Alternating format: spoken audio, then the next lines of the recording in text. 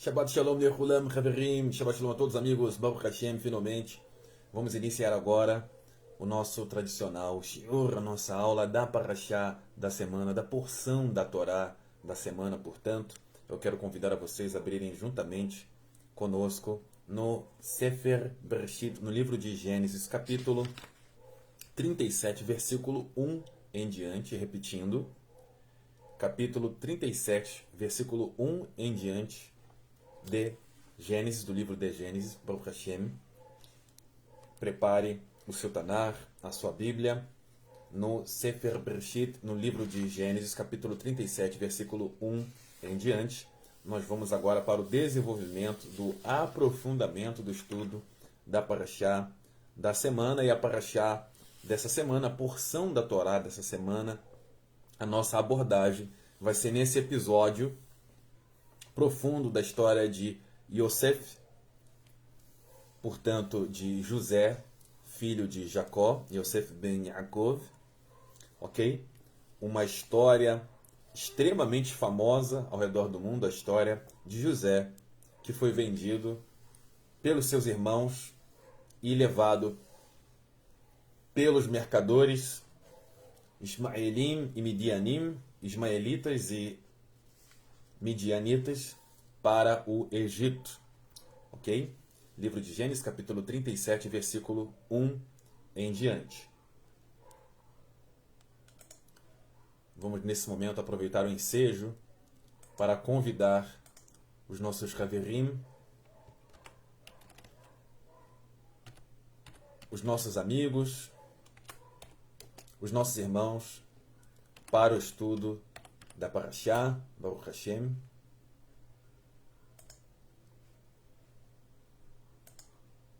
Momento precioso, valiosíssimo, onde nós podemos estudar a Parashá da semana, Baruch Hashem.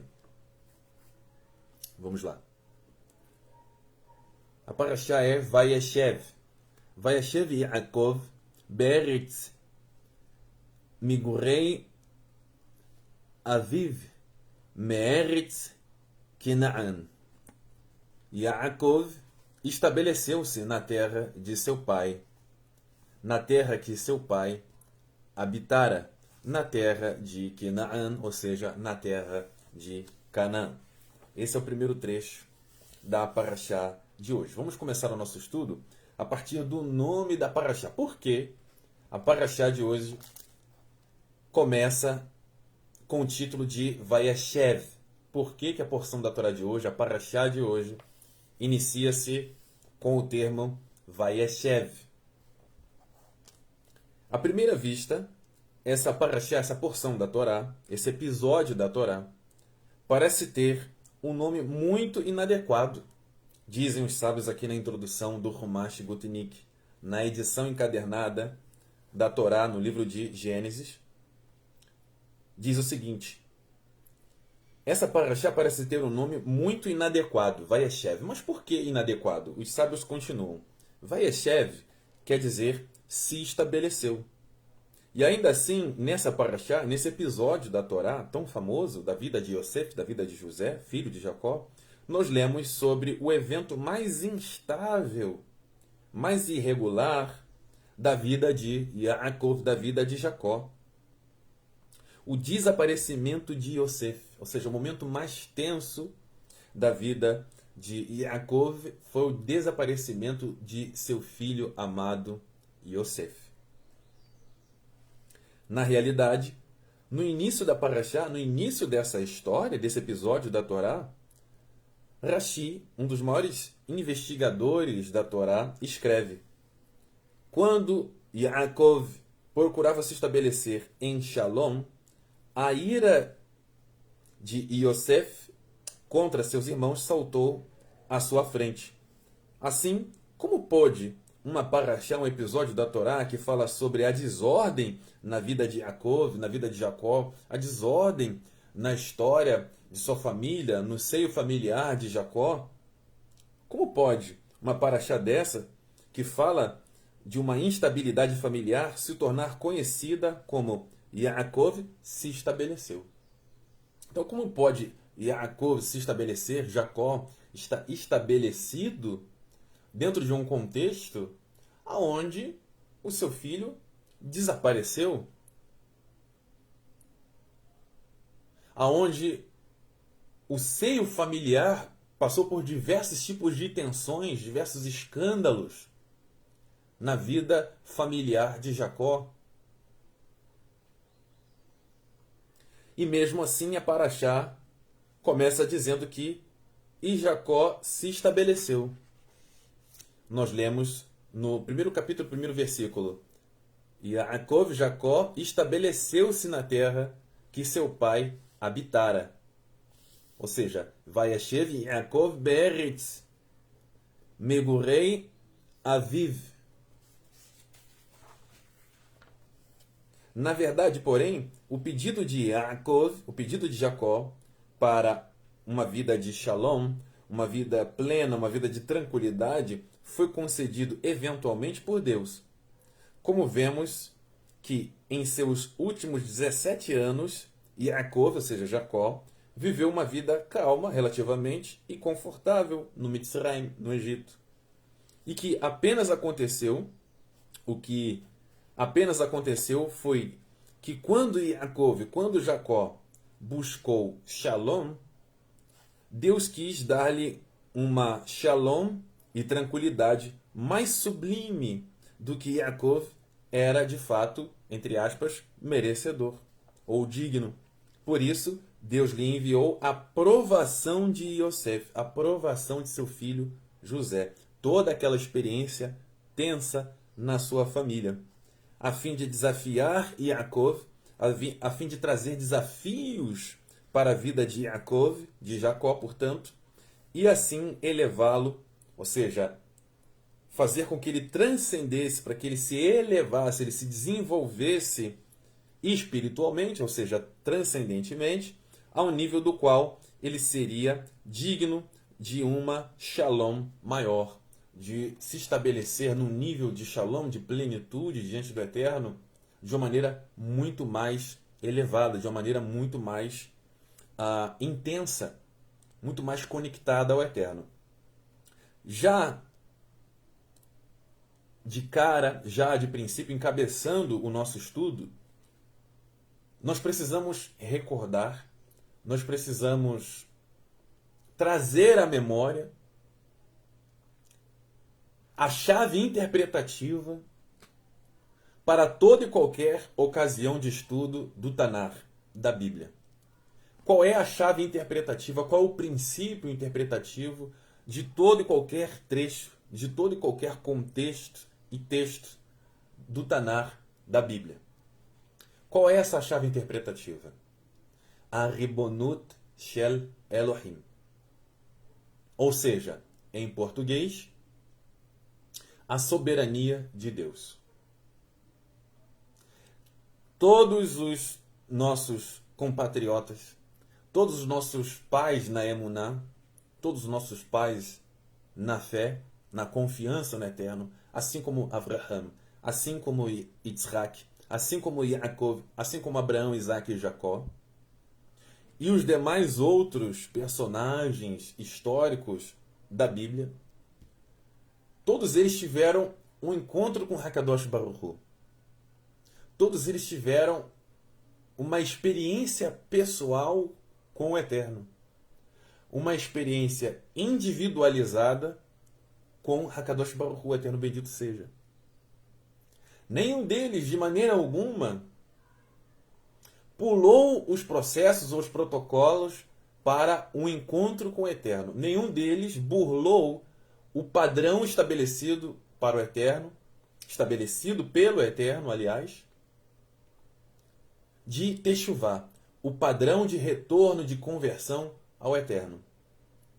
Todos esses homens, apesar de muitos deles já terem nascido num lar cuja vivência era de observação da Torá, de prática da Torá, isso não os impediu, isso não os isentou de uma vida pessoal com o Eterno, uma vida real, uma vida concreta de comunhão, de conexão com Hakadosh Baruch Hu, eterno bendito seja.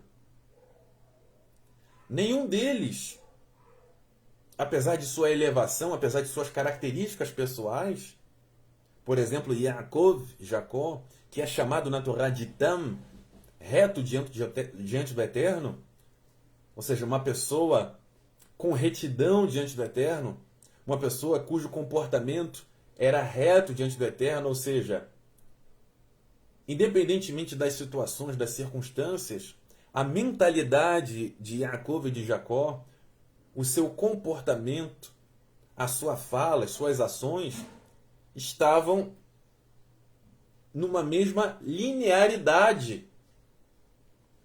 Pensamento, fala e ação conectados no mesmo propósito. Servir a Hakadosh Baruch Hu. Então, meus amigos, por isso, a Torá, o Eterno, nomina, identifica Jacó e Yaakov como um Tam, um indivíduo reto diante do Eterno. Mas, assim como os demais outros pais da fé, nossos ancestrais, tanto na fé e para muitos também etnicamente, eles precisam, eles necessitam, como todos nós, de experiências pessoais, particularizadas com o Eterno, dentro de todo o padrão estabelecido pelo Eterno na Torá, na Constituinte Divina, ou seja, os 5 primeiros livros da Bíblia: Gênesis, Êxodo, Levítico, Números e Deuteronômio. Os 5 primeiros livros da Bíblia são conhecidos como o livro da lei. 5 livros que perfazem o livro da lei.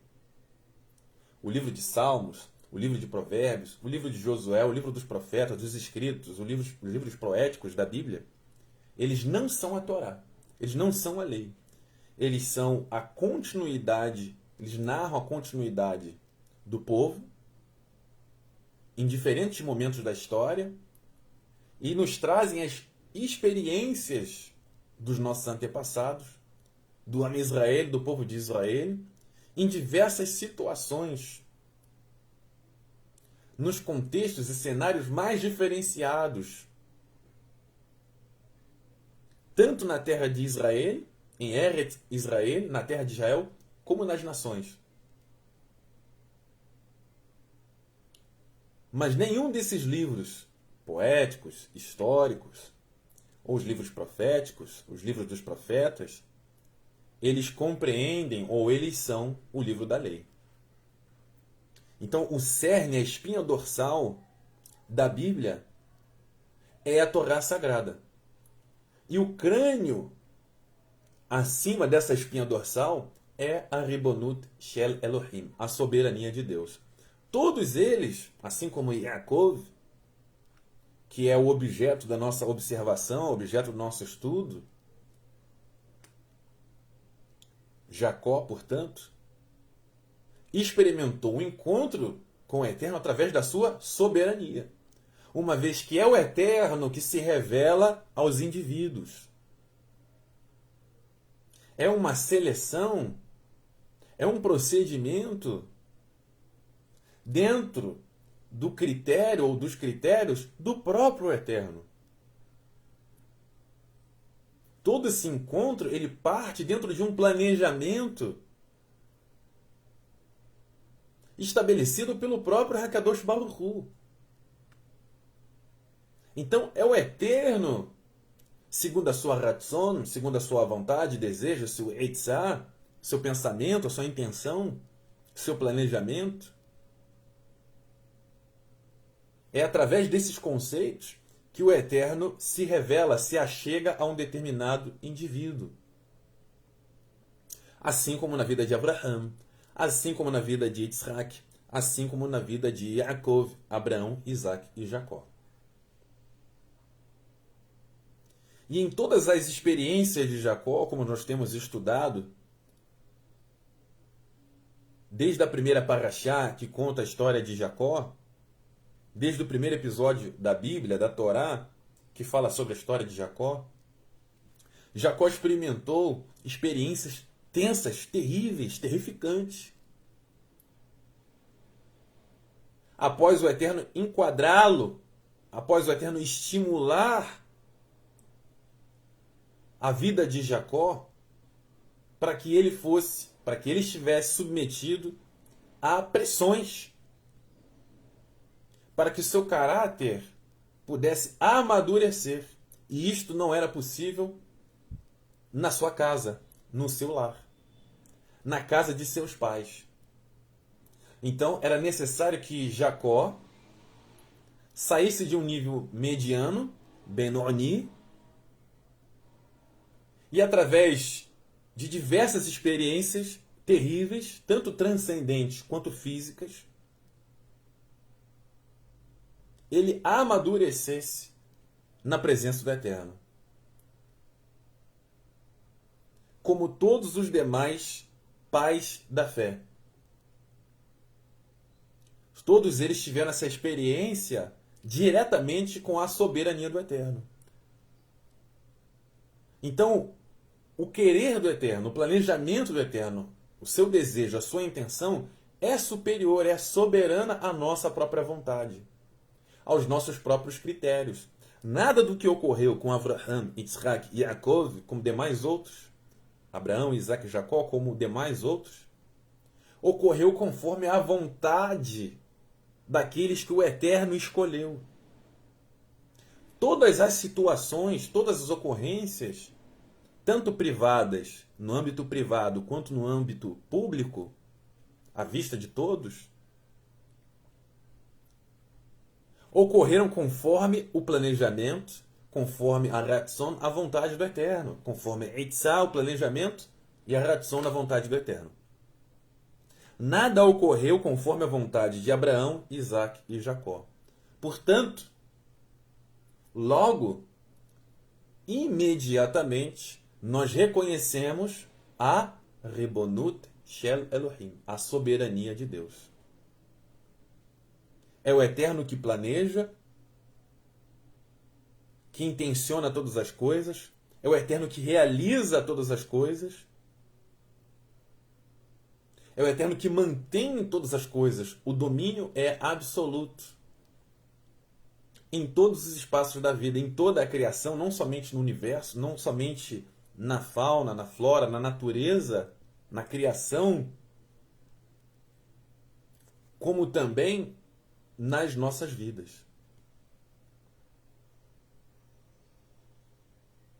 Estamos, como estávamos e sempre estaremos, totalmente submetidos à boa vontade de Hakadosh Baruch Hu. Baruch Hashem por isso.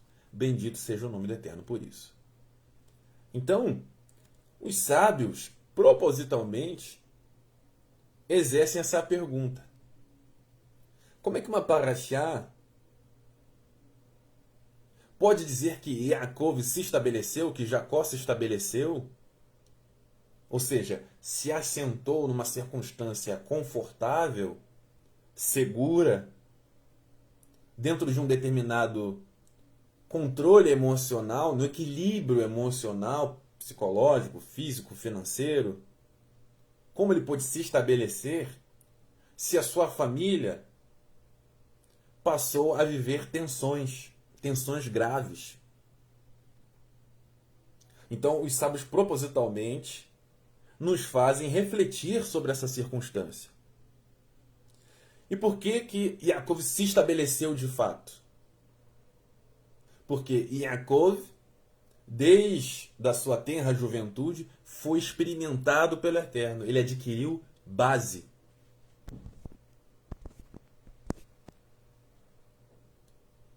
Jacó foi experimentado pelo Eterno. E através dos seus padecimentos, das suas experiências tensas, em diversos níveis de intensidade, os problemas, os desafios da vida, tanto individuais, tanto internas como externas, estimulavam a Jacó constantemente melhorar diante do Eterno.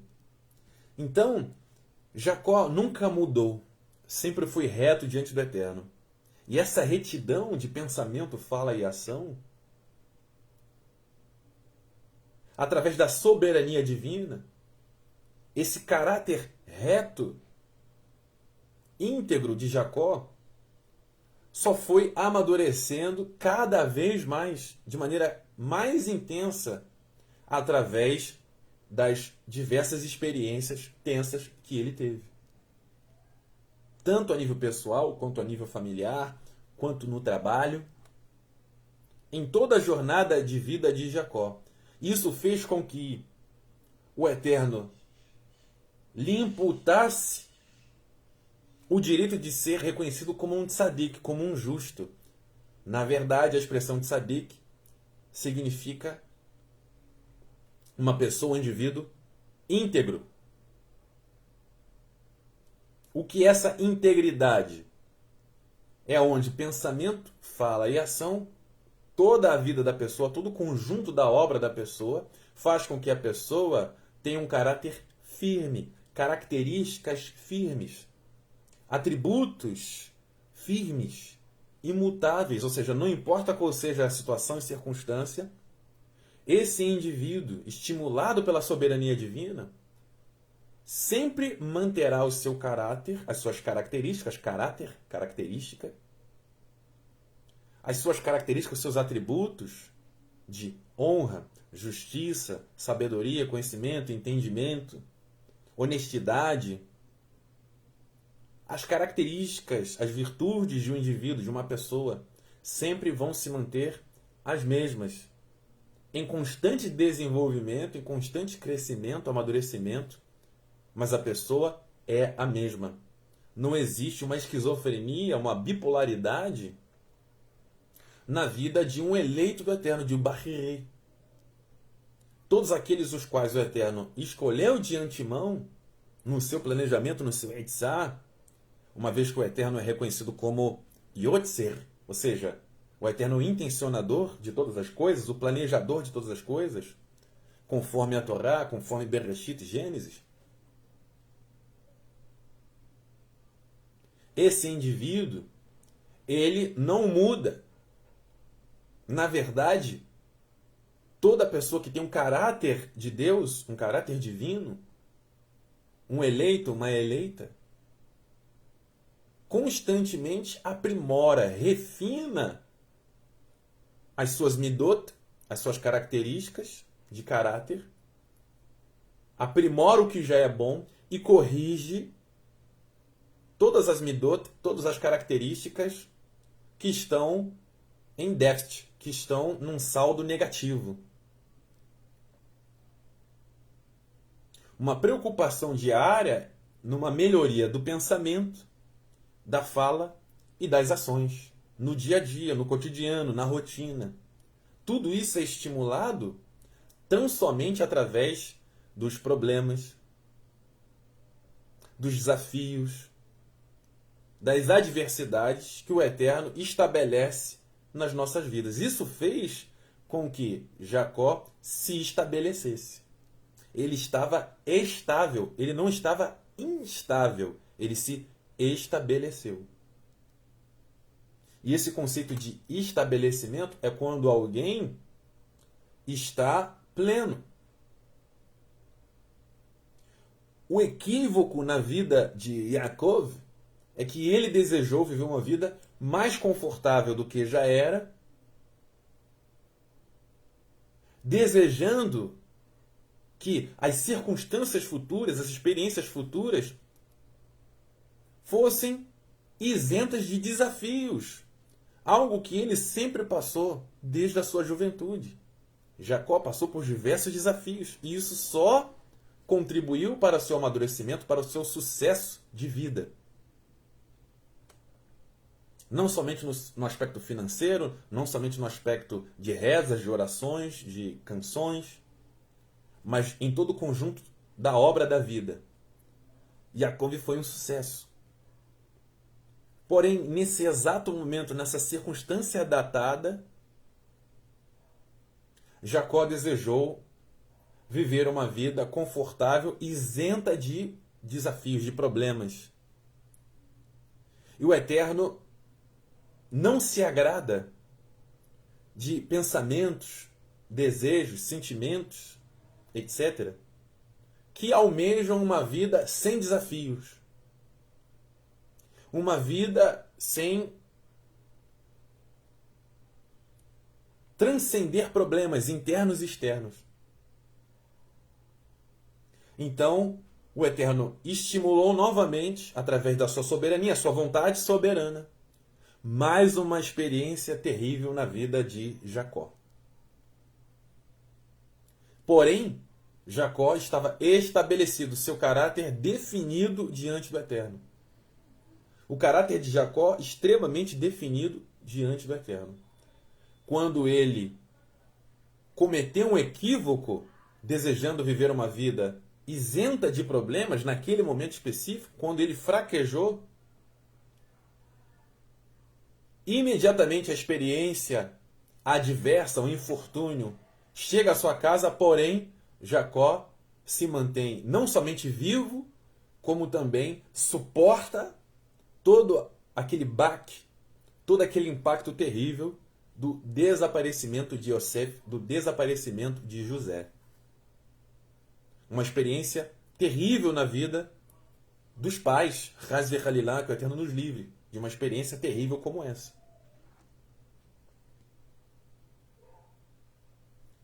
Existem matérias jornalísticas, quantas no Brasil, de pais que jamais foram os mesmos depois de que seus filhos foram desaparecidos. Eles não sabem ao certo se seus filhos de fato morreram. Eles não sabem se seus filhos estão vivos. Eles vivem num constante dilema, porque eles não têm certeza da morte ou da vida de seus filhos. Foram sequestrados? O que é que aconteceu de fato? Então é uma angústia pior do que a morte de um filho, porque aí os pais, Hazer Shalom, que o Eterno nos livre, sabem que seus filhos foram mortos. E eles têm que enfrentar esse desafio específico. Eles conseguem, na força do Eterno, superar uma dor tamanha como essa, que o Eterno nos livre, Hazer Halilá.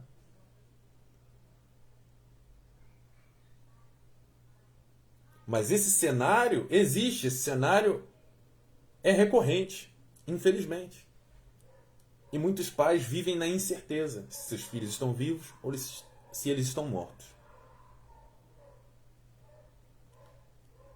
E isso Yaakov passou a enfrentar com maturidade essa experiência terrível, impactante.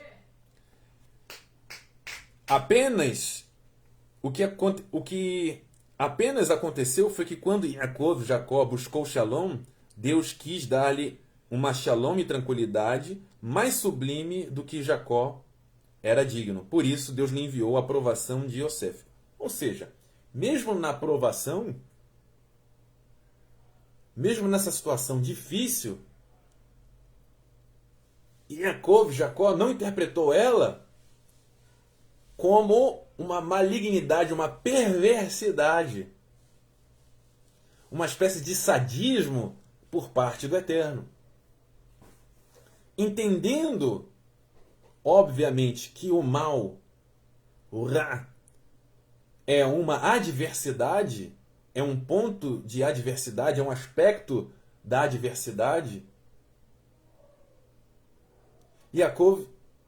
Jacó entendeu, como ele já entendia antes, que todo desafio é para o bem, é para o benefício dos Bahirim, é para o benefício dos eleitos, estabelecido pela Ribonut Shel Elohim, pela soberania de Deus. Logo, tudo está no controle do Eterno. Jacó fraqueja, desejando viver uma vida sem desafios, e assim que acontece, assim que ocorre o desaparecimento de Yosef, ele recobra a sua consciência. E toda a sua bagagem de experiência, de maturidade, faz com que ele suporte uma situação extremamente difícil. Ele chora, ele sofre, porém, entretanto, o Eterno está no controle de todas as coisas. Yaakov, Jacó, não se mata, não comete suicídio, não se desespera, não arranca os cabelos, não avança nas pessoas, não bate nos outros, não abre mão de tudo, não abandona a família e vai viver peregrinando no deserto. Ele suporta a situação extremamente difícil, extremamente dolorosa, extremamente sofrível. Por quê? A sua consciência está conectada intimamente com a Rebonut Shel Elohim, o princípio dessa espinha dorsal que é a Torá, a soberania divina. Deus é soberano. A sua vontade é soberana. O seu desejo é soberano. O seu controle é soberano. A sua bondade é soberana. A sua justiça é soberana. O seu plano é soberano.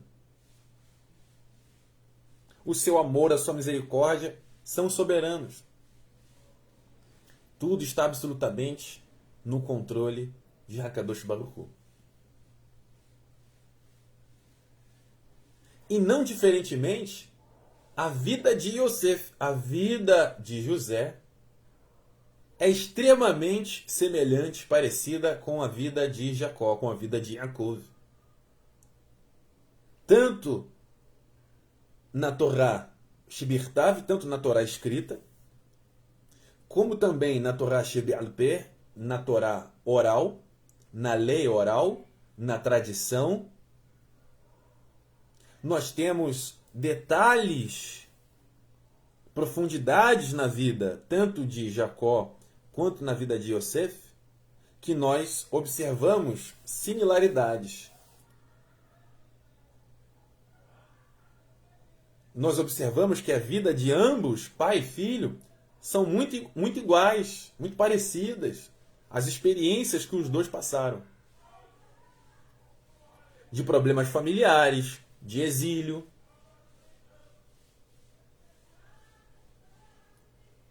Enfrentando problemas com pessoas que tinham um caráter deficitário, ou seja, um mau caráter, assim como aconteceu com a esposa do general Potifar no Egito, onde José passou uma grande provação. Mas o cerne é que tanto Jacó quanto José possuíam sua consciência constantemente conectada à soberania de Deus. E nós observamos isso na vida de José, especificamente, a partir dos seus 17 anos. Conforme nos conta o Midrash, nós vamos ler aqui o Midrash, assim que eu finalizar a introdução. Então, é por essa razão, por esse motivo, que a nossa parashá, a nossa porção da Torá de hoje, esse episódio da Torá de hoje, inteira é chamada de Vayeshev, se estabeleceu. Pois, nesta parashá, nós lemos sobre as provações que Deus enviou a Jacó, para elevá-lo transcendentemente, ou seja, espiritualmente, a uma condição na qual ele poderia viver uma vida totalmente harmoniosa nesse mundo, como também no próximo, ou seja, no Olam Haba. Então, as provações, elas estimulam o crescimento e desenvolvimento dos indivíduos. E para essa percepção ser possível, ou aqueles que de fato estão sujeitos a essa percepção correta, somente foi dada aos Bahirim, aos eleitos.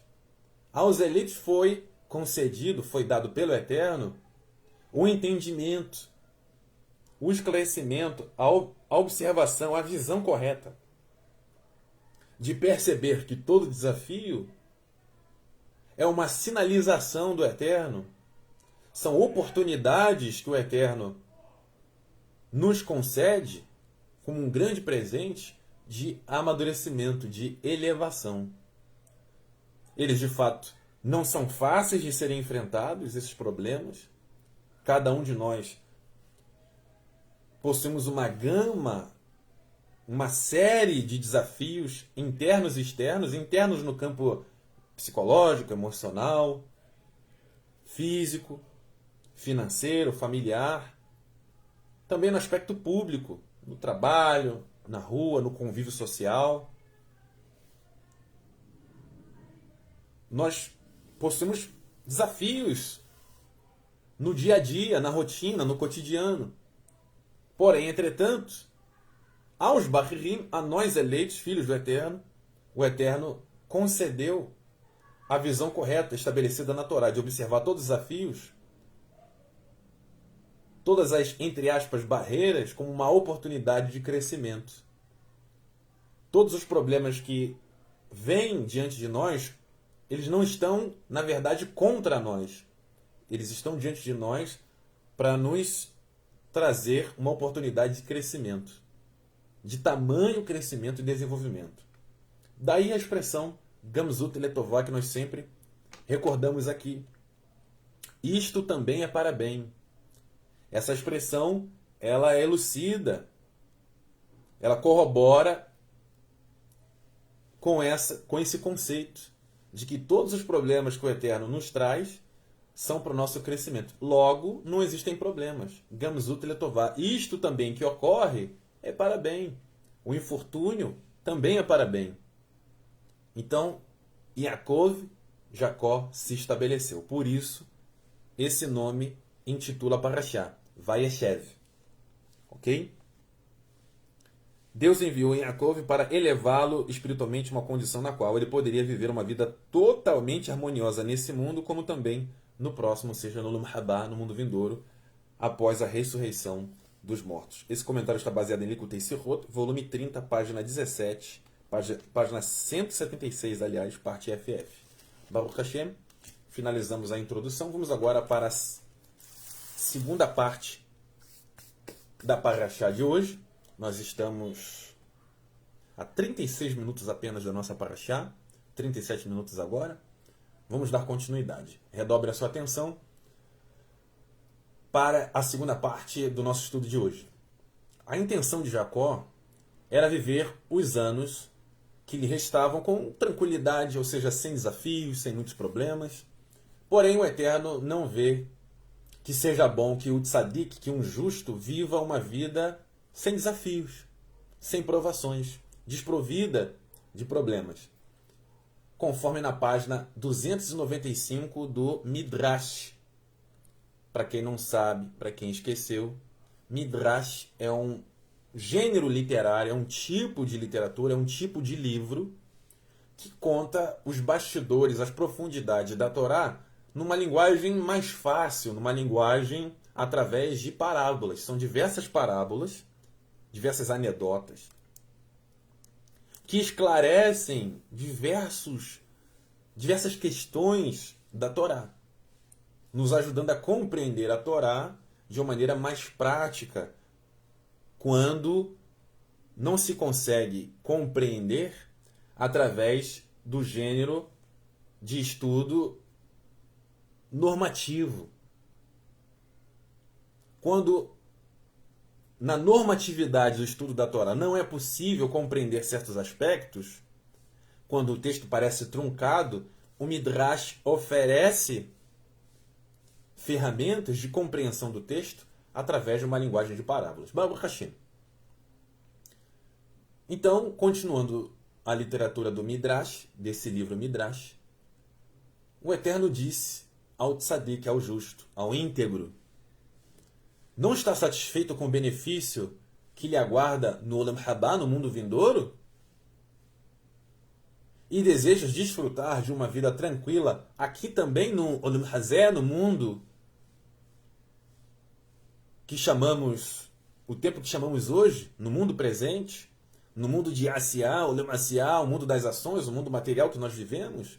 Ou seja, não te é suficiente que você já foi dotado com a vida, com a satisfação presente de viver, com o deleite de viver, com a alegria de viver em prol do Eterno, de iluminar o mundo, de ser uma ferramenta, um recurso que o Eterno estabeleceu no mundo para iluminar com virtudes,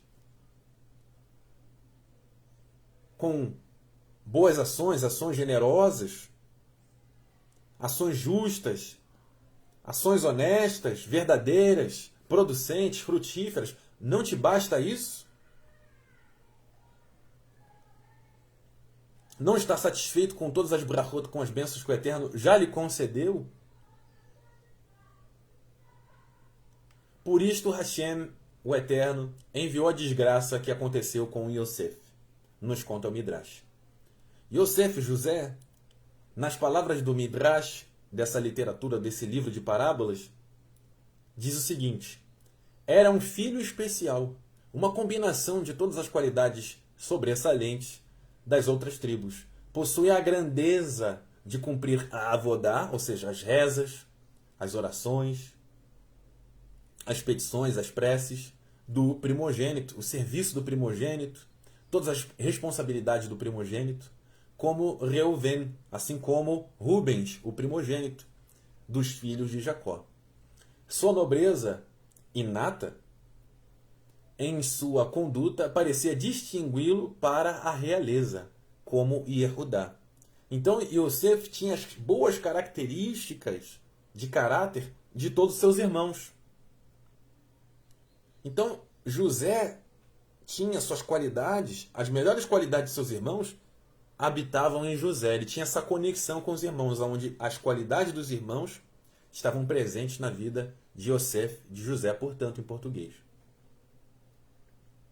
Podia profetizar como Levi. Possuía a sabedoria de Issacar, em português.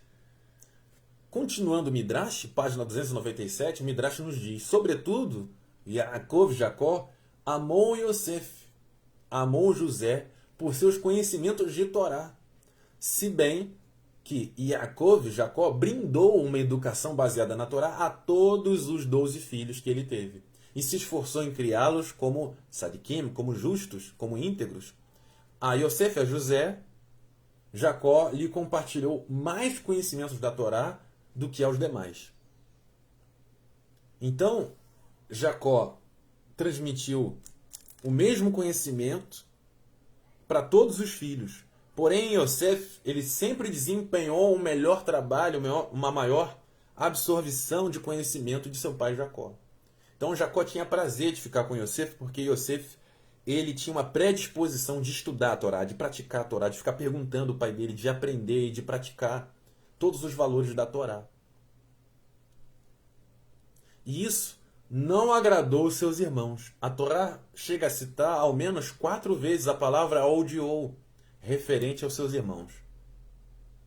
Ao menos 4 vezes a Torá diz que seus irmãos, os irmãos de José, o odiaram pelos seus conhecimentos da Torá. Odiavam José pelas suas palavras de Torá, pelos seus sonhos que o Eterno lhe concedia. Então os irmãos tinham inveja, tinham ódio de José pelos seus conhecimentos da Torá. Isso também alude, isso traz um espelho futuro, uma imagem futura sobre o que iria ocorrer com Mashiach Yeshua ben Yosef. O Ran HaRabanim, o Rabino dos Rabinos, o Mashiach Yeshua ben Yosef, não é chamado de Ben Yosef, filho de José, apenas por sua questão paternal, sanguínea de fato, de seu pai José, seu pai Yosef, que foi esposo de sua mãe Miriam, sua mãe Miriam, mais conhecida em português como Maria. O Mashiach, HaMashiach Yeshua, era chamado de Ben Yosef, uma vez que, a partir do momento que ele é identificado como Mashiach, ou Mashiach, na sua primeira vinda, com aquelas características sofríveis, são exatamente as características do Mashiach dentro de uma configuração, características temporais do tempo em que viveu, das circunstâncias culturais em que ele viveu, do tempo em que ele viveu ali no primeiro século. Situação difícil, situação de sinat hinam, situação de ódio gratuito entre os irmãos, de facção, de grupos divididos, assim como eram divididos os irmãos de José. nos dias que José, filho de Jacó, viveu. Uma desunião, uma falta de contribuição, uma falta de sintonia, uma falta de harmonia, uma falta de uma característica uníssona, o mesmo propósito, um mesmo som, um tom único. Então, o Mashiach passou a ser reconhecido prontamente, o Mashiach Yeshua ben Yosef, passou a ser reconhecido como Mashiach ben Yosef, no sentido de que ele carrega sobre si as características de José do Egito, de José que foi vendido pelos seus irmãos para o Egito, características pessoais, como também circunstanciais. As mesmas circunstâncias que ocorreram na vida de José, filho de Jacó, também iriam ocorrer na vida do Mashiach Yeshua ben Yosef. Ok? Então, esse dado é muito importante. Então, os irmãos odiavam José pelos seus conhecimentos da Torá profundos que seu pai Jacó compartilhou com ele e não com seus irmãos, uma vez que seus irmãos também não estavam predispostos a esse nível de conhecimento e de prática da Torá. Ok? Quando nós lemos a história dos irmãos de Yosef, de José, eles estavam exilados nas cidades, por exemplo, de Shichem, nas cidades gentílicas, ao invés de apacentar as ovelhas, eles estavam envolvidos com outras atividades, ao invés de se envolverem com as atividades que seu pai, Jacó, tinha imposto a eles.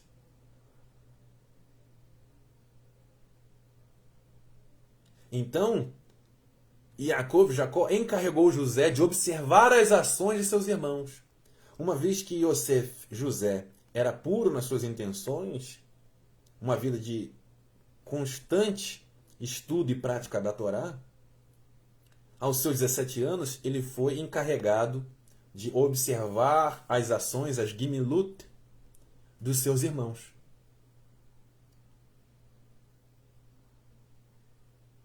E os relatos que José trazia de seus irmãos não eram bons, porque de fato os irmãos não se comportavam como deveriam.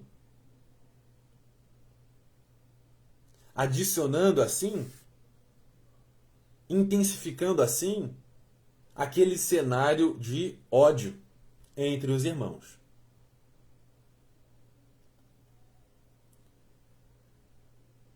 Continuando, pessoal. Então, lhe revelou segredos da Torá. Jacó revelou segredos da Torá, profundidade da Torá, que não havia revelado a ninguém ademais. Lhe transmitiu todas as halachot, todas as explicações dos mandamentos que havia estudado na Yeshivá, na escola de Torá, de Shem e Ever.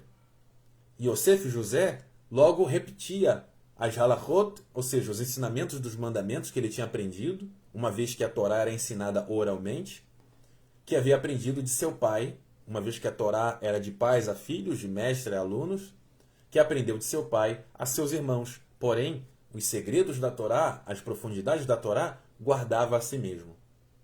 Assim se comportava José. Na página 298, o Midrash nos diz o seguinte: o Ruach HaKodesh, o sopro divino, o sopro do Eterno, o alento do Eterno, que capacita o homem a talentos, habilidades, aptidões. O Ruach HaKodesh, o sopro do Eterno, acompanhou Yosef, acompanhou José. Desde a sua juventude, ele era um íntegro, ou seja, pensamento, fala e ação retas diante do Eterno. Todas as suas características unidas num só propósito. Ele era o mesmo José em toda e qualquer situação. O mesmo objetivo, estava firme diante do Eterno. Nada seduzia a Yosef. Assim como também não seduziu a Jacó.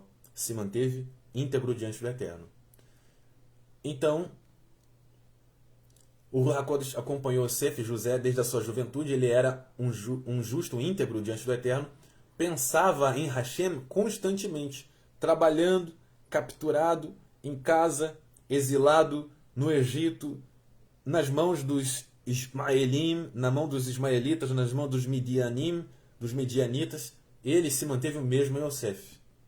Pensamentos, fala e ações unidas no mesmo propósito, sempre se elevando na presença do Eterno. Na página 303, o Midrash nos conta: se sabia que os irmãos eram hostis a Yosef, era sabido que os irmãos eram hostis a José, como pôde Jacó, enviá-lo sozinho? Hashem, o Eterno, implementou a ideia no coração de Jacó, diz o Midrash.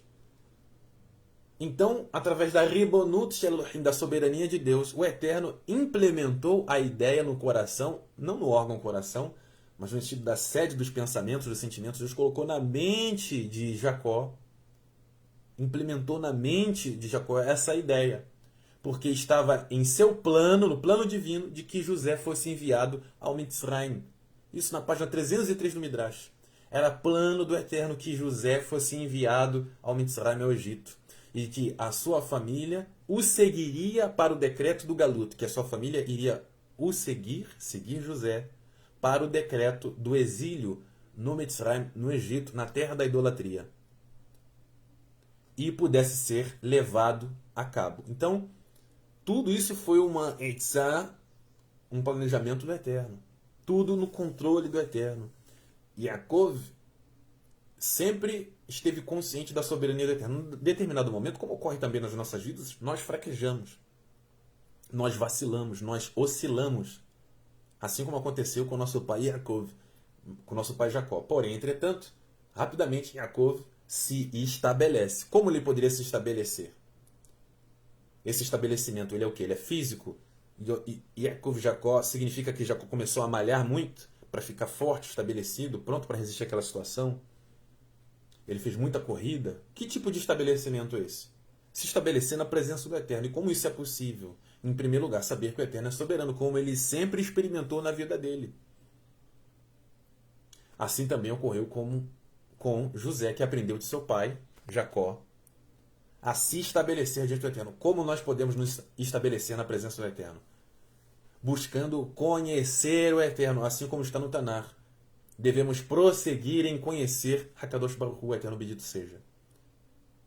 Quando nós conhecemos o Eterno, nós conhecemos imediatamente a sua credencial. Qual é a sua credencial principal, primeira, destacada das demais? A sua soberania. O Eterno, como já foi bem dito, bem falado, ao redor do homem Israel, o Eterno é totalmente outro. O Eterno não é um ser humano. O Eterno não é uma coisa criada, uma coisa que existe.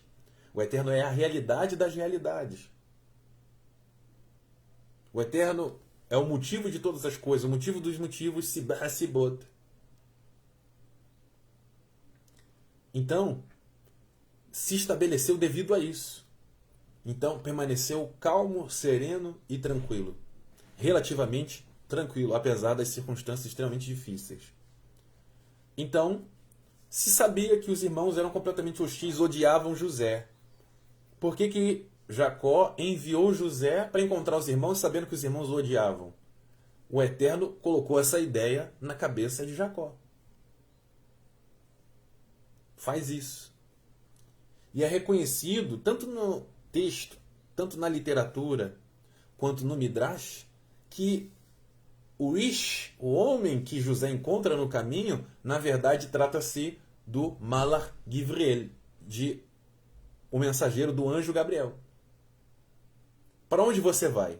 Eu estou atrás dos meus irmãos. Você viu meus irmãos? Uma conversa completamente descabida, estranha. A partir do momento que você encontra com um estranho. Você viu meus irmãos? Você conhece meus irmãos? Você viu os meus irmãos passando? Você nunca viu aquele homem. Como é que você fala de seus irmãos? Como é que uma pessoa estranha sabe que você está atrás dos seus irmãos? Imediatamente, aquele Malach, aquele Ish, aquele homem, encaminha José exatamente para o local onde ele deveria. José não se perde na sua jornada. Ele vai exatamente para o cenário onde ele deve atuar. Tudo que nós vivemos são cenários. Nós somos personagens que o Eterno criou na sua história, na sua narrativa, no seu livro. Estamos escritos nesse livro chamado Sefer HaChaim, o livro da vida.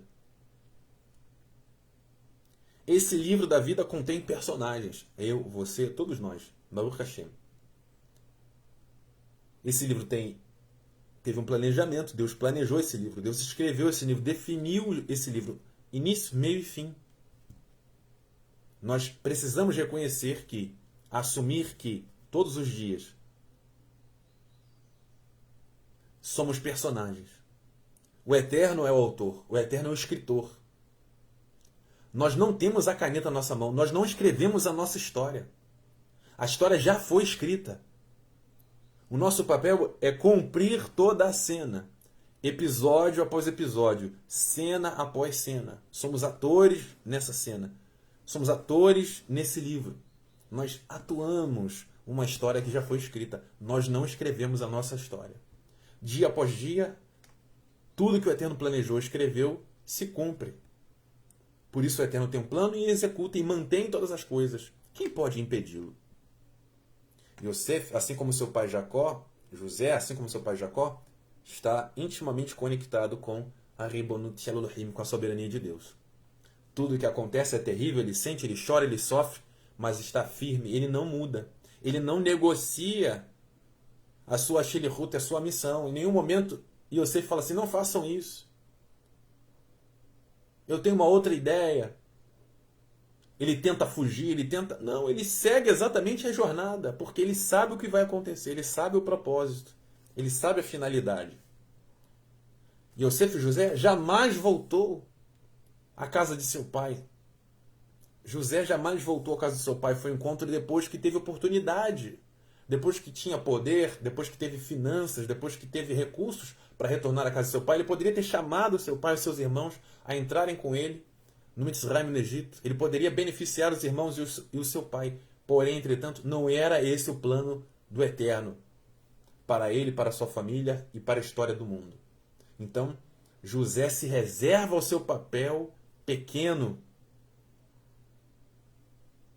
Ele se reserva a sua pequenez. Ele se restringe à sua pequenez. Assim como seu antepassado Abraham, pós-cinza, estamos aqui submissos à vontade do Eterno. Eu não vou reescrever a história. Eu não vou escrever por cima. Não vou escrever do lado. A história que o Eterno escreveu está isenta da minha vontade. Isenta da minha opinião, dos meus critérios pessoais. Tudo ocorre exatamente como deve ocorrer, como foi estabelecido pelo Eterno. Seja feita a tua vontade e não a minha, disse o Mashiach Yeshua ben Yosef. Nos ensinou o Mashiach a tefilá, a reza do Avinu Sheba Shemaim. Seja feita a tua vontade, tanto como ocorre, tanto como é um fato nos Shamaim, nos mundos transcendentes, como na Terra, como no Aretz, na Terra, nessa dimensão baixa, nesse plano último, nesse andar último da criação. Yosef está nessa mesma conexão. Continuando, vamos agora para a terceira parte do nosso estudo. Estamos a 58 minutos do nosso estudo. Vamos agora para essa metade da parte terceira do nosso estudo.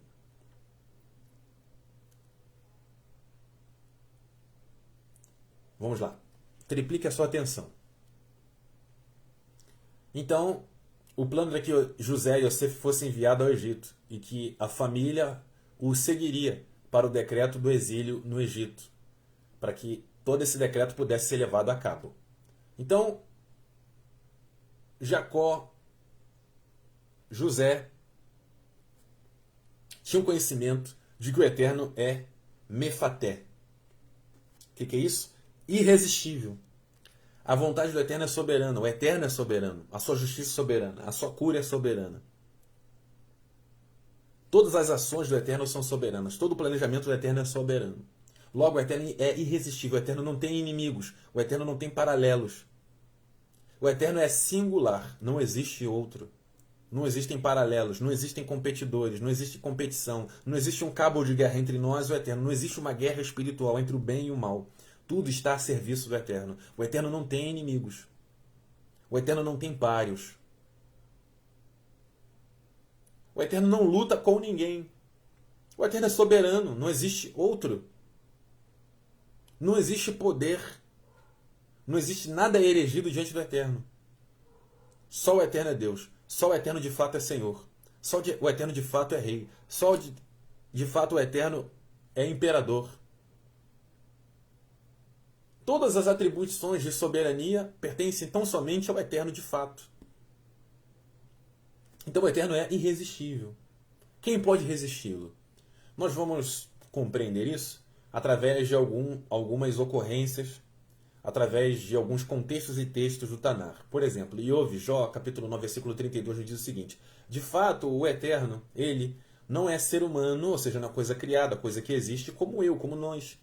Para que me seja possível, haja uma possibilidade, algo que viabilize, rebater os seus argumentos e nos enfrentemos ao juízo. Ou seja, não existe nada na Torá, nada no Tanar, nada na Bíblia que eu possa rebater os seus argumentos. Olha, isso aqui eu concordo, isso aqui discordo. Não cabe a mim opiniões. O Eterno não quer saber o que eu acho, o que eu deixo de achar. O que nós achamos, o que deixamos de achar. Não me seja possível rebater os seus argumentos e nos enfrentemos em juízo, em análise. Juízo, análise, pensamento, julgar. Também no mesmo livro, Iov, Jó, capítulo 7, versículo 7, nós temos o seguinte: lembra-te, ó Deus, de que a minha vida não representa mais do que um sopro. Meus olhos jamais meus olhos jamais tornarão a contemplar a felicidade. Tehillim, Salmos 33, versículo 10 em diante. O Eterno desfaz os planos, os pensamentos, as intenções das nações, dos países, e frustra os intentos dos povos. É o Eterno que faz isso, todo o tempo. Mas os planos do Eterno permanecem para sempre. Olha a diferença, olha o paralelo. Os projetos dos seus intentos, por todas as gerações. Feliz é o país, feliz é a nação cujo Deus é Elohim, é o Eterno, não é o Mashiach, não são os anjos, nem os profetas, nem os Shalichim, os emissários, os rabinos. Feliz a nação cujo Deus Elohim é o Eterno, Yud Hei Vav Hei. O povo que ele escolheu para lhe pertencer. O povo. Quem é esse povo? Cujo Elohim, o Eterno, é o Senhor. Quem é esse povo? Am Israel, o Eterno só tem um povo. Ah, mas eu nasci nas nações. Mas você se converteu ao Eterno. Agora você faz parte do Am Israel, do povo de Israel. Aliás, de antemão você já era. Nasceu nas nações, mas você retorna ao Eterno e ao seu povo. Assim como Ruth disse para a sua amiga Noemi, Naomi: teu Deus é o meu Deus e teu povo é meu povo. Ela se converte ao Eterno e se converte ao povo. Ela se une a Deus e se une ao povo. Toda conversão é verdadeira quando o indivíduo se arrepende dos seus pecados diante do Eterno, aprimora suas características, corrige as suas características negativas e se une ao povo. Teu Deus é o meu Deus e teu povo é meu povo. Aonde quer que fores, também irei. Então, feliz é a nação cujo Deus, Elohim, é o Eterno, Yud Hei Vav Hei. Qual é o povo? Cujo Yud Hei Vav Hei é o Senhor, é Elohim. O povo que ele escolheu para lhe pertencer. Am Israel é o povo de Israel. Não existe outro. Singular. Único. Ímpar. Tehillim, Salmos capítulo 92, versículo 5. Quão maravilhosas são as tuas obras, ó Eterno, e insondáveis são os teus desígnios. Então, se alguém quiser esquadrinhar a mente do Eterno, já é uma missão falida. É uma missão natimorta. É um propósito inútil. Ok? E insondáveis são os seus desígnios. Tehillim, Salmos capítulo 139, versículo 17. Ó Deus, como são complexos e preciosos para mim os teus pensamentos, quão vastos e profundos os teus conhecimentos. Tudo que o Eterno nos revela, apesar da revelação, apesar dos esclarecimentos das profundidades, eles são isentos de esquadrinhamento, não se podem ser medidos, não se podem ser calculados, são desmedidos. Nós não temos nenhum recurso para medir, para esquadrinhar, vasculhar os pensamentos, os desígnios do Eterno. Estão para além da nossa capacidade. Salmos capítulo 39, versículo 5.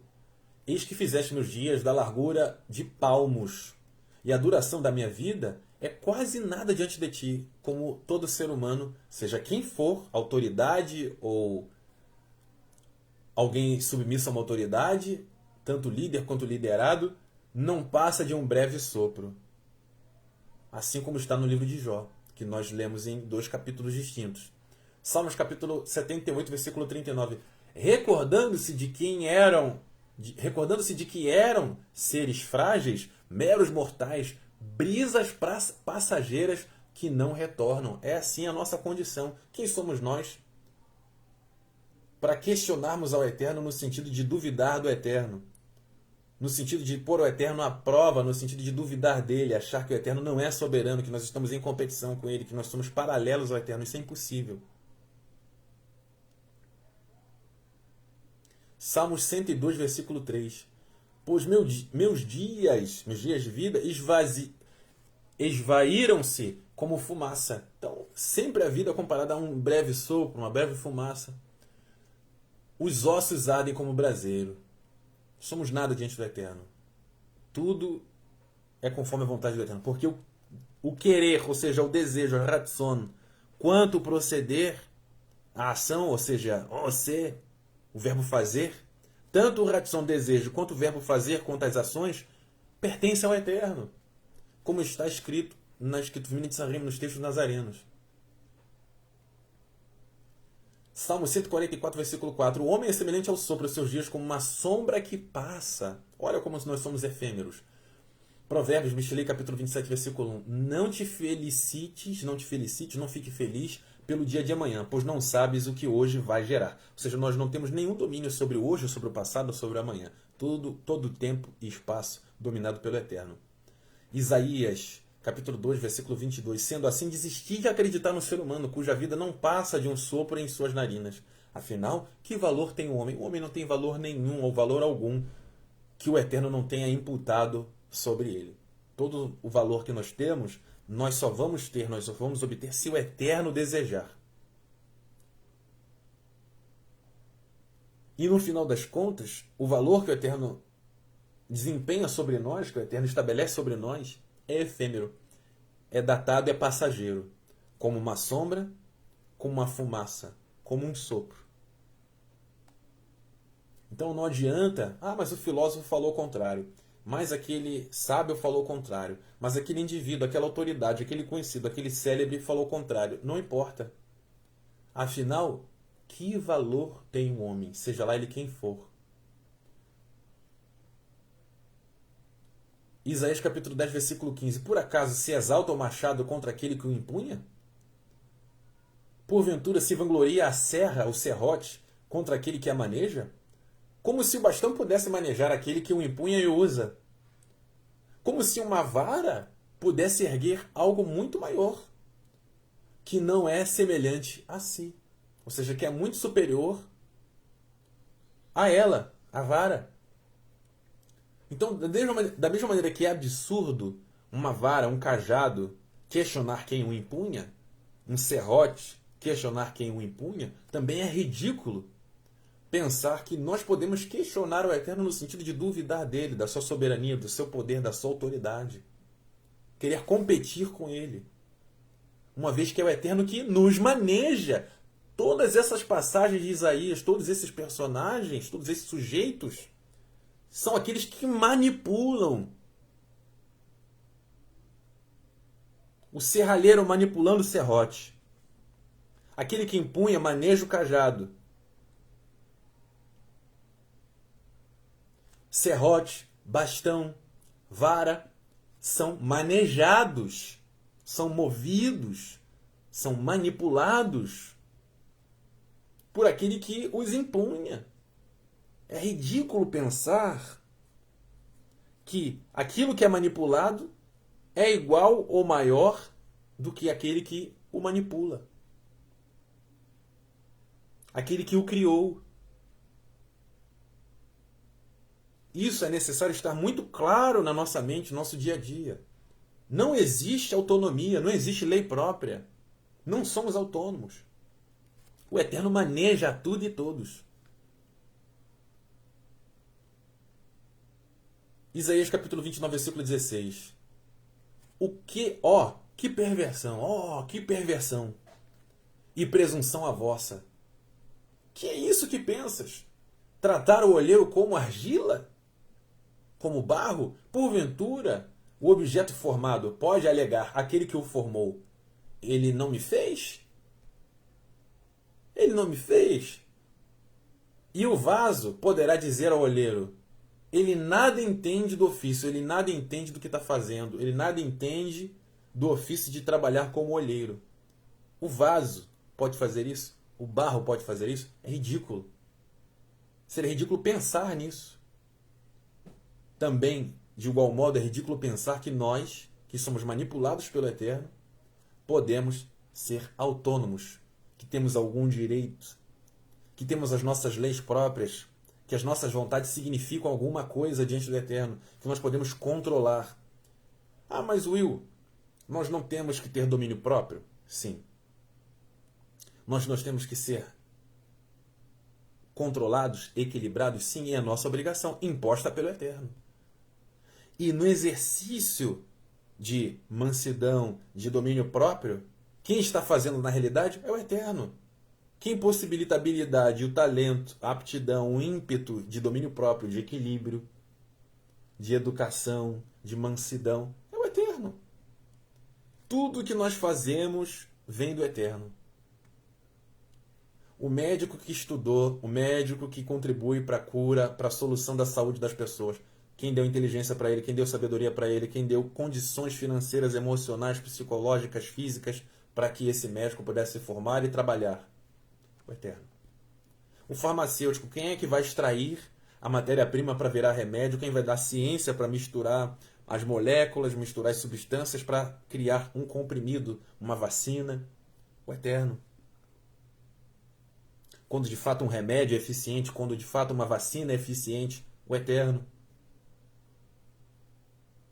A tentativa e erro, o Eterno está presente em todos os desdobramentos da história.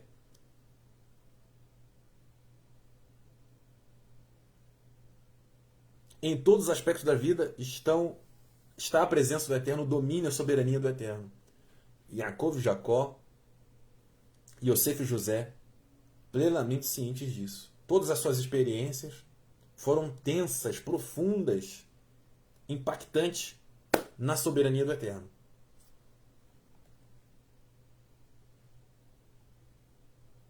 Isaías capítulo 64, versículo 8. No entanto, Hashem, o Eterno, tu és o nosso Abba, o nosso Pai. Nós somos o barro. Nós somos manipulados. Nós não temos significado. É tu que nos dá significado, que nos dá objetivo, sentido na vida. Nós somos o barro, inanimado. Tu és o olheiro. Tu és aquele que dá forma. Nós somos a obra, a feitura. De onde? De quem? De nós mesmos? Não, das tuas mãos. Reconhecemos. Jeremias capítulo 18, versículo 6. Por acaso não poderei eu fazer de vós, de vocês, como fez esse modesto olheiro com a sua obra de barro? Indaga ao Eterno. Eis que como barro nas mãos do olheiro, assim sois vós na minha mão, ó casa de Israel. Vamos agora para a quarta e última parte do nosso estudo. Estamos a 1 hora e 14 minutos. Vamos finalizar aqui. A partir daqui. Daniel, Sefer Daniel, capítulo 4, versículo 35. Todos os povos da terra, todos os povos de todos os países são como nada diante dele. Qual o significado das nações? Seus exércitos, seus conhecimentos, suas ciências, seus bens, seus territórios, que na verdade tudo pertence ao Eterno. Todos os povos da terra são como nada diante do Eterno. Ele age como bem lhe apraz, como bem lhe apraz. O critério é dele. Com os exércitos dos malachim, dos anjos, e com os habitantes da terra. Ninguém é capaz de se opor, nem os anjos nem os homens, de se opor à sua vontade ou questioná-lo dizendo: explica-te, me dá uma satisfação. Por que ages assim? Por que ages dessa maneira? Por que o Senhor é assim, hein? Ah, eu não concordo com isso não. Quem é que pode fazer isso? Isaías capítulo 40, versículo 26. Levantai os olhos e observai as alturas. Deixa eu só pegar meu que caiu aqui, pessoal. Um segundo. Levantai os olhos e observai as alturas. Quem criou tudo isso? Olha toda a criação. Olha as folhas, olha a fotossíntese, olha as moléculas, olha as células, olha a água, olha todas as substâncias pequenas, a olho nu, as que são observadas através de laboratório. Olha do menor ao maior, ao universo quântico. Você olha toda a criação. Observai as alturas, observai o oxigênio, os gases, as camadas da atmosfera. Observai as alturas. Quem criou tudo isso? A fauna, a flora, os elementos da natureza. Quem criou tudo isso? Foi aquele que coloca em marcha cada estrela do seu incontável exército celestial.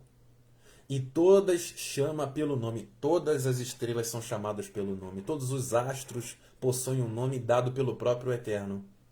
O seu poder é incalculável, desmedido, inextinguível a sua força. E por isso, nenhum desses corpos celestes deixa de atender prontamente. Isaías capítulo 51, versículo 6. Erguei, pois, ao Shamaim, aos reinos, dimensões superiores, os vossos olhos, e voltai vosso olhar para baixo, para a terra. Os Shamaim, os céus, os planos, as dimensões superiores, os mundos superiores, desaparecerão como fumaça. A terra se gastará como as vestes, e seus habitantes morrerão como moscas, mas a minha salvação permanecerá para sempre. A minha Shuá permanecerá para sempre. A minha Tzedek, a minha justiça, a minha integridade, a minha linearidade de caráter jamais falhará, jamais cambaleará, jamais irá oscilar para um lado ou para o outro, sempre reta. Isaías capítulo 14, versículo 27.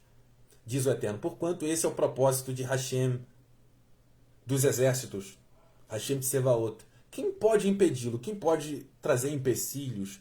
Quem pode fazer que o Eterno pare, vacile? Quem pode impedi-lo? Sua mão já está estendida para agir. Quem poderá fazê-la recuar? O Mashiach, os Malachim, os Neviim, os profetas, o Israel, o povo? Ninguém. Em sua Nefesh, no seu primeiro nível de consciência, o homem planeja seus caminhos. Mas o Eterno é quem determina seus passos, as suas ações. A pessoa pensa numa coisa e faz outra. Mishlei, Provérbios capítulo 16, versículo 1. Ao ser humano foi concedida a capacidade de planejar. Então nós temos arbítrio. Nós temos arbítrio? Temos arbítrio. Nós podemos pensar? Nós podemos pensar. O Eterno quer que nós pensemos, somos seres pensantes. Nós devemos pensar, nós devemos planejar, nós devemos analisar, nós devemos arbitrar, fazer juízo, julgar as coisas, com certeza, absolutamente. O Eterno, ao ser humano, foi concedida a capacidade de arbitrar. Arbítrio, com certeza. Agora, esse arbítrio ele é livre? Vamos ver. No entanto, é o Eterno que dá a palavra certa. A instrução, o direcionamento de todo esse pensamento, de toda essa análise é conduzida por quem? Pelo Eterno. Mishlei, Provérbios, capítulo 16, versículo 9. Mesmo capítulo, versículo 9. Em sua nefesh, o homem planeja seus caminhos, mas é o Eterno que determina seus passos, seu proceder. Mishlei, Provérbios, capítulo 19, versículo 21. O ser humano pode fazer muitos planos, pode pensar muitas coisas. Contudo, quem decide é Deus. Quem decide é Deus. Quem decide é Deus. Vamos fazer uma música sobre isso. A música só vai ter essa letra. Quem decide é Deus, quem decide é Deus, quem decide é Deus. 4x4, 3x4, vários compassos diferentes. Quem decide é Deus. Até a água que é mole adentrar na pedra que é dura. Quem decide é Deus. Quem decide é Deus. Quem decide é Deus. Quem pensou, quem planejou é Deus. Quem decide é Deus. Quem decide é Deus. O Eterno. Mishlei, Provérbios, capítulo 21, versículo 30. Não há inteligência alguma. Não há. Então, se tivesse exceção, não seria essa característica, esse conceito absoluto. Não há inteligência alguma. Alguma é porque não tem uma. Não tem exceto. Não há inteligência alguma. Nem conhecimento algum. Nem estratégia alguma que consiga opor-se à vontade de Hashem. Contexto após contexto. Texto após texto. Livro após livro. Capítulo após capítulo. Versículo após versículo. Literatura após literatura. Isaías capítulo 46, versículo 10, versículo 11. Desde o princípio, anunciei o futuro, diz o Eterno. Desde a antiguidade, aquilo que ainda não acontecera, já estava anunciando quando não existia nada. Eu afirmo, o meu propósito, o meu edição, o meu planejamento será realizado. Certamente, não é erradamente, não é de maneira equivocada, não é de maneira oscilante. Certamente farei tudo é absoluto, sem exceção. Se tivesse exceção, não seria tudo. Farei tudo o que me apraz. Jeremias capítulo 10, versículo 23. Ó Hashem, eu sei que ao homem não pertence seu próprio caminho. Não pertence. Ah, mas o meu direito, o meu caminho, o meu proceder, não pertence. Não tinha uma piada por aí que falavam na TV, né? Isso não te pertence mais. Não é quem é mais. Nunca te pertenceu. Ao homem não pertence o seu próprio caminho. A nós, a mim, a nós, não pertence o seu próprio proceder. Não existe seu próprio proceder. Meu lifestyle, meu estilo de vida. Nem lhe compete traçar seus passos. Ah, mas eu já vi gente que cria caminho, gente que cria religiões. Sim, mas é o Eterno fazendo isso. Por quê? Ao homem, essa pessoa é um homem? Ou é um reptiliano? Ou é um elfo? É uma fada? O texto é claro. Ao homem não pertence seu próprio caminho. Nem lhe compete traçar seus passos. Nem compete a ele. Compete a quem? Ao Eterno. Abandone o ímpio, a pessoa de impiedade, o perverso, o seu caminho, ou seja, o seu proceder, o seu lifestyle. Então, ele está desejando fazer, mas na verdade isso vem do Eterno. E o homem mau, as suas maquinações. Está pensando um monte de bobagem, tudo isso veio do Eterno. E volte para Hashem, retorne para ele. Pois ele, o Eterno, ele terá misericórdia dessa pessoa. Retornai ao nosso Deus, pois ele dará, pois o Eterno dará de bom grado o seu perdão. Afinal, diz o Eterno, os meus pensamentos não são os vossos pensamentos. E os vossos caminhos, o seu proceder, o seu lifestyle, os vossos caminhos, não são os meus caminhos. Afirma o Eterno, o Senhor. Hakadosh Baruch Hu, bendito seja. Assim como os céus são mais altos do que a terra, também os meus caminhos, o procedimento que o Eterno tem para nós, são mais altos que os vossos caminhos, o seu procedimento. E os seus pensamentos, mais altos do que os vossos pensamentos. Ou seja, soberania, superior, soberano. Como a chuva e a neve. O Eterno está fazendo um paralelo entre questões concretas que existem aqui embaixo para elucidar o assunto. E a neve descem dos céus e não retornam para eles. Não retornam para eles sem regarem a terra e fazerem-na brotar e florescer, a fim de que ela produza sementes para o semeador e pão para os que dele se alimentam. Ou seja, da mesma forma que a neve, a água, descende à terra e produz frutos, é algo producente, assim é a vontade do Eterno para nós. Desce para nós e faz com que nós estejamos férteis. Faz com que nós sejamos producentes, frutíferos. Assim como aqui nesse paralelo, nesse machado, nesse comparativo. Quando fala sobre pensamentos do homem, quando fala sobre planejamento, quando fala sobre caminhos. Porque caminho tem a ver com direção, tem a ver com objetivo. Então o Eterno pega questões concretas para elucidar, esclarecer questões mais profundas. Então, a fim de que ela produza sementes para o semeador e pão para os que dele se alimentam. Tudo é para o nosso bem. Assim também acontece, ou seja, do mesmo modo também acontece com a palavra que sai da minha boca, diz o Eterno. Ela não voltará para mim vazia, ou seja, é uma semente que é semeada e ela brota. Ela não vai se esvair, ela não vai ser consumida pela terra sem produzir. Ela vai produzir. Ela não volta vazia, ela não volta inócua, sem sentido, mas realizará toda a obra que desejo e atingirá o propósito, a finalidade pelo qual a enviei. Vai acontecer, não tem jeito. 55, Isaías capítulo 55, versículo 7 ao 11. Esse foi o texto. Miqueias capítulo 4, versículo 12. Mas as nações, os países idólatras, ou seja, egocêntricos, não conhecem o pensamento de Hashem. Não entendem a Mahashavá, os planos e desenhos, né, os delineamentos daquele, ou seja, o Eterno, daquele que ajunta como feixes, que os ajunta como feixes para a eira.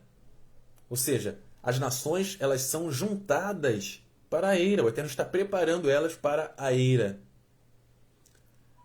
Salmos capítulo 94, versículo 11. O Eterno conhece muito bem todos os pensamentos humanos e sabe o quanto são fúteis, são bobos, conforme a sua vontade também. Isaías capítulo 45, versículo 9. Ai daquele que peleja diante do seu Criador, ou seja, aquele que bate o pé diante do Eterno. Ou seja, ninguém pode pelejar, guerrear contra o Eterno, mas é um comportamento de rebelde, um comportamento de descontentamento. Ai daquele que faz isso diante do Criador. Daquele que não passa de quê? Olha a realidade, de um mísero caco entre os muitos cacos espalhados pelo chão. Porventura, isso tem um significado profundo. Cacos. Porventura o barro pode reclamar ao olheiro: que é isso que estás modelando? Olha só como essa questão do vaso e do olheiro se espalha pelos livros de Yeshayahu e Yeremiyahu, de Jeremias e também de Isaías. Porventura o barro pode reclamar ao olheiro: o que é isso que estás modelando? Será que a obra que fazes pode protestar: você tem experiência nisso? Você sabe o que você está fazendo? Mostra as tuas mãos aí que eu quero ver como é que você está fazendo isso. Existe essa possibilidade? É ridículo, do mesmo modo que é ridículo alguém tentar desafiar o Eterno, tentar achando que pode competir com o Eterno. Mishlei, Provérbios capítulo 21, versículo 30. Não há inteligência alguma, nem conhecimento algum, nem estratégia alguma que consiga opor-se à vontade de Hashem. Nós já lemos sobre isso. Jó capítulo 5, versículo 12 ao 14 diz: o Eterno frustra as intenções dos astutos, né? Pessoas que têm muita astúcia, são muito maliciosos, são muito maquiavélicos. O Eterno faz o que com eles? Frustra as suas intenções. Ah, mas eles são muito perspicazes, eles são muito espertos, eles têm muita expertise. O Eterno frustra as intenções dos astutos, de modo que suas mãos nada possam executar, de modo que, apesar deles pensarem nisso, eles vão se atrapalhar e não vai se concretizar. Salmos capítulo 33, versículo 10 e 11 nos diz o seguinte: o Eterno desfaz os planos das nações, dos países, e frustra os intentos dos povos. Então, guerras, rumores de guerras, pandemias, isso, aquilo, outro, questões econômicas, geopolítica, tudo isso no controle do Eterno. Todo o tempo. Comentam os Neviim, os Ketuvim Netzarim, os textos nazarenos. Igeret HaRishonah Shel Rav Shel HaShaliach LeKorintim. Carta, epístola, primeira epístola do Rabino Paulo, o emissário para a comunidade em Corinto, lá na Grécia. Capítulo 3, versículo 19. Porquanto a sabedoria desse mundo, a sapiência, o conhecimento, a inteligência desse mundo, a maneira de pensar desse mundo que nós vemos é loucura aos olhos de Deus. Loucura, devaneio. Pois está escrito: ele apanha os sábios nas próprias artimanhas deles. Então a pessoa começa a pensar: eu vou fazer isso, eu vou fazer aquilo outro. Mas é perverso. Isso está segundo a vontade do Eterno. E dentro desse pensamento, a própria pessoa é capturada pelo Eterno. Razia Shalom que o Eterno nos livre. Igeret HaRishonah Shel Rav Shel HaShaliach LeKorintim, também, primeira carta, primeira epístola do Rabino Paulo, emissário, para a sinagoga em Corinto, para os corintianos, não é o time Corinthians, mas Corinto, a cidade na Grécia, capítulo 3, versículo 20, versículo logo após, diz: E mais, o Eterno conhece os pensamentos dos sábios, que são elucubrações vazias, ou seja, não tem nenhum significado, nenhuma utilidade, é vazio, não tem peso, não tem forma, não tem utilidade, nada faz, nada acontece, não tem significado algum. Kini'ah, a principal característica de Yosef, a palavra Kini'ah em hebraico, Kini'ah, a principal característica de José. Os nossos sábios perguntaram no passado: quem é forte? Aquele que domina o seu Yetzer Hara, a sua má inclinação, seus maus desejos, sua má intenção. Pirkei Avot, isso está no livro Pirkei Avot, capítulo dos pais, capítulo 4, versículo 1, parte B. José era um Kanuá, ou Nirná, ou seja, submisso a Deus. O Midrash, que nós já aprendemos no início da nossa aula, agora nessa parte final, novamente o Midrash, a literatura que explica a Bíblia através de parábolas, conta que, na página 223 do Midrash, que quando José estava prestes a se render à tentação da esposa de Potifar, do chefe dos verdugos, do general do Egito naqueles dias, o nome dela é chamada no Midrash de Zulaiha, ou Zuleika, mais conhecida em português como Zuleika. Hoje você conhece algumas pessoas aí, nasceram na década de 40, 50, até 60.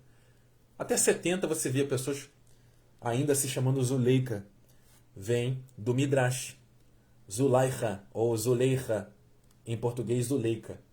Até que teve uma visão de seu pai Jacó, o advertindo que haveria no futuro 12 pedras.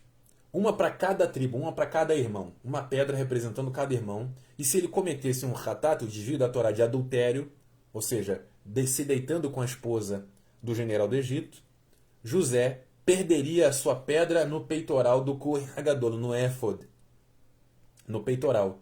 Isso foi considerado um Kiddush Hashem, um ato de heroísmo da parte de José.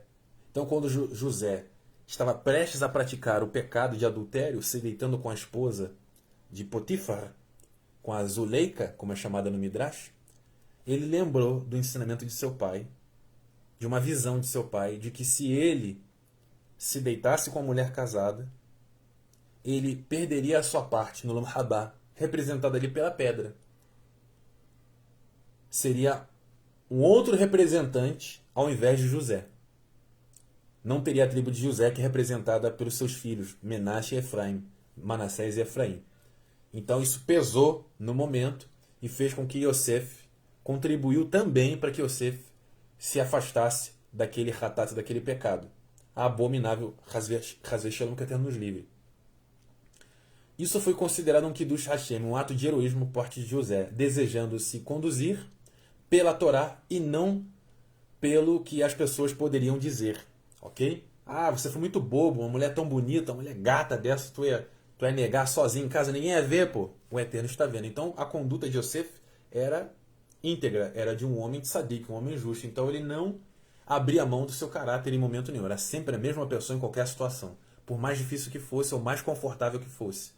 O Tanar também nos diz sobre isso. Contudo, Samuel declarou, o profeta Samuel, agrada-se mais a Hashem com holocaustos e sacrifícios, ou seja, com elevações e imolações, do que com a sincera obediência à sua palavra? De modo algum. A obediência é melhor do que as korbanot, mais elevada do que as imolações. E a submissão do coração, ou seja, a kavaná, a submissão do coração, mais do que a gordura dos carneiros. Isso está em 1 Samuel capítulo 12, versículo 22.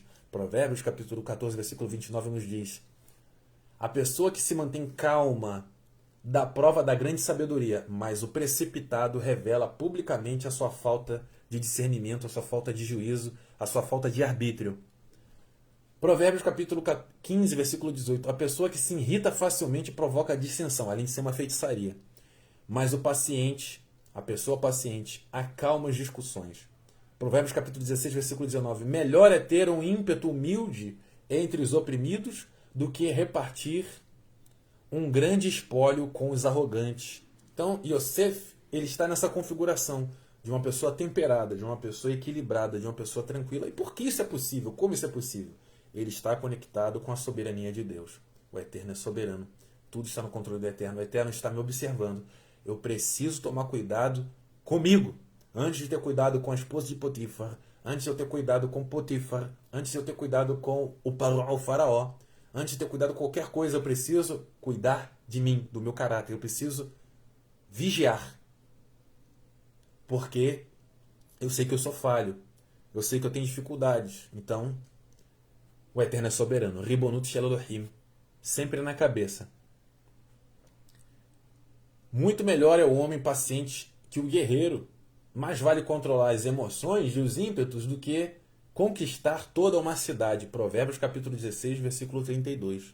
Provérbios 16, versículo 33. A porção é lançada no colo, mas a decisão correta vem do Eterno. Ou seja, começa a se pensar quando a criança nasce, como é que ele vai ser? Eu acho que vai ser assim, eu acho que vai ser assado. A decisão correta vem do Eterno. Provérbios capítulo 19, versículo 11. Sabe o homem que consegue controlar o seu gênio, seu temperamento. E sua grandeza está em ser generoso e perdoador com quem o ofende. Relevar certas ofensas. Se manter distante daqueles que o ofendem. Então, sabedoria. Provérbios capítulo 25, versículo 28. Uma cidade aberta, sem muralhas, tal é o homem sem autocontrole. Então, como ter o controle? Como ter esse equilíbrio? Ribonut Shel Elohim. Soberania de Deus. Em todos os aspectos da vida, Ribonut Shel Elohim. Soberania de Deus. Aplicar isso no dia a dia. Provérbios capítulo 25, versículo 18. Provérbios capítulo 29, versículo 11. O insensato expande todas as suas paixões, mas o sábio as reprime e acalma a sua nefesh, a sua carne, a sua carnalidade. Eclesiastes capítulo 7, versículo 8. A conclusão dos assuntos é melhor do que o início, e a paciência vale sempre mais do que a arrogância. A techuvá, aliás, é uma das maiores provas de submissão a Hashem. O retorno, a conversão a Deus, o arrependimento e se converter ao Eterno é uma das maiores provas de submissão ao Eterno, assim como José e Jacó. Nos dizem os textos nazarenos, Mateus capítulo 4, versículo 17, Matitiahu capítulo 4, versículo 17. Daquele momento em diante, Yeshua HaMashiach passou a pregar e dizer: arrependei-vos, pois é chegado o reino dos céus, o Malchut Hashamayim, conforme o Tanar nos diz, a Bíblia nos diz. Quem esconde os seus pecados não prospera, mas quem os confessa e os abandona encontra misericórdia. Provérbios capítulo 28, versículo 13. Mateus capítulo 26, versículo 42. E afastando-se mais uma vez mais, orou dizendo: ó meu Pai, se esse cálice não puder passar de mim, sem que eu o beba, seja feita a tua vontade. No final das contas, seja feita a tua vontade. Quando ele estava prestes a vacilar, ele disse: seja feita a tua vontade. Ou seja, soberania, que a tua soberania esteja em toda a minha vida, em todo o meu dia a dia. Seja feita a tua ração na tua vontade. Ela que deve ser executada, não a nossa, não a minha. Ma'aseh Hashalichim, livro dos emissários, atos dos emissários, dos rabinos formados pelo Mashiach Yeshua. Capítulo 21, versículo 14. Atos 21, versículo 14. Assim, do mesmo modo, como não nos foi possível demovê-lo, aquecemos e exclamamos: faça-se, pois, a vontade do Eterno. Mais uma passagem sobre a submissão ao Eterno. Todos os shalichim no mesmo ímpeto, no mesmo comportamento, no mesmo temperamento de obediência e submissão ao Eterno. Faça-se, pois, a vontade eterna. Em uníssono, todos eles disseram isso. Gálatas capítulo 5, Versículo 22 em diante. Entretanto, o fruto do Ruach, o fruto do alento do Eterno é amor, alegria, paz, paciência, benignidade, bondade, fidelidade, mansidão e domínio próprio. Contra essas virtudes não há nada na Torá que seja contra. Os que pertencem, os que estão conectados à instrução rabínica do Mashiach e Yeshua ben Yosef, crucificaram a carne, se colocaram na estaca de execução, crucificaram os desejos carnais, juntamente com as suas paixões e os seus desejos. Não tenho mais desejos, ou seja, claro que eu tenho desejo, claro que eu tenho paixões, mas eu submeto esses desejos que estão à margem da vontade do Eterno, eu converto esses desejos a bons pensamentos, bons desejos, bom temperamento, e não há nada contra a lei nisso. Para finalizar, a última leitura de hoje, Sefer Matityahu Besorah Tová, livro de Mateus, capítulo 6, versículo 9 ao 13. Famoso capítulo 6. Abra comigo para finalizar a nossa aula de hoje. Mateus capítulo 6. Texto mundialmente conhecido. Avinu Sheba Shamayim. Mateus capítulo 6, versículo 9 ao 13. Pai nosso nos Shamayim, que está sobre todas as dimensões existenciais.